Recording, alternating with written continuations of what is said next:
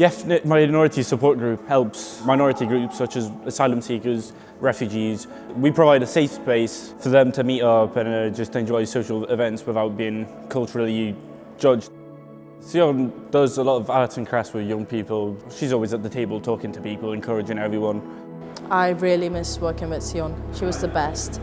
She just was like a big sister to me. When I came here, I was like a really introverted kid. She made me like feel really good about myself. She was a really great person and made me who I am today. She was really welcoming and trustworthy. I shared everything with her because she was really loyal and funny. I think Tsion is an outstanding volunteer because she's always willing to help, she's always willing to learn. She's got a certain ability to make people feel safe. Kind of just made the environment a bit happier.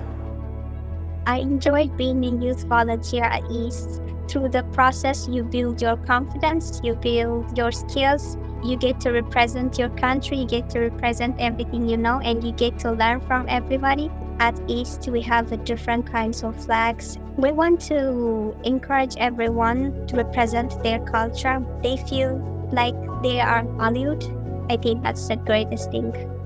You should go for your dreams. You can grow yourself and your skills and succeed in your life.